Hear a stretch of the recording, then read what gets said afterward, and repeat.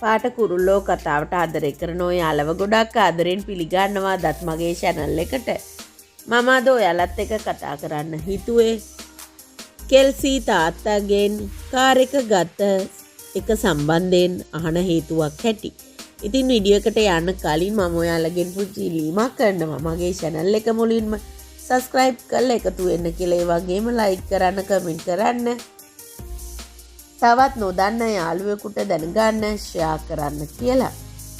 ඉතින් බොහොම ආඩම්බරෙන් ගෙදර ඇවිල්ලා අලුතෙන් ගත්ත කාර් එක ගැන කියන තාත්තාගෙන් කෙල්සිට මෙහෙම අහන්න හිතෙනවා.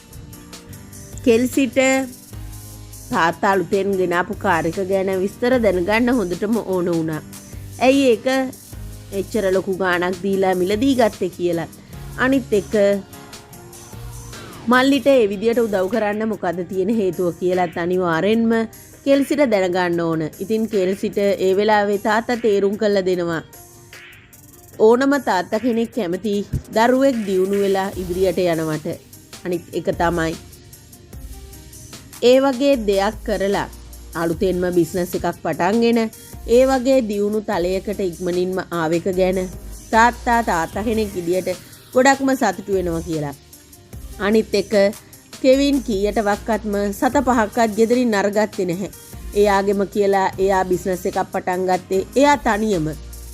එයා කිසිම මුදලක්වත් කිසිම උදව්වක් ගෙදර අයගෙන් අරගත්තෙත් නැහැ.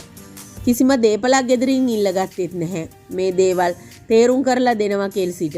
ඉතින් ඒ වගේම තාත්තා කියන්නේ කෙල්සිත් ඒ විදියට උත්සාහ කරන්න ඕන. තාත්තගෙන් ලැබෙන දේවල් ගන්න බලාගෙන ඉන්නවට වඩා තමන්ගේ දෙයක් කරගෙන දියුණු වෙන අයට තාත්තා සලකන්න කැමතියි කියලා. ඒ වගේම මොන දේවල් කරන්න ගත්තත් ඉදිරියට කරගෙන යන්න ධෛර්යයක් හයියක් නැත්තම් මොනතරම් දේවල් හම්බ කරලා තිබුණත් නැති නාස්ති කරලා දාවි කියලා එයා හිතනවා.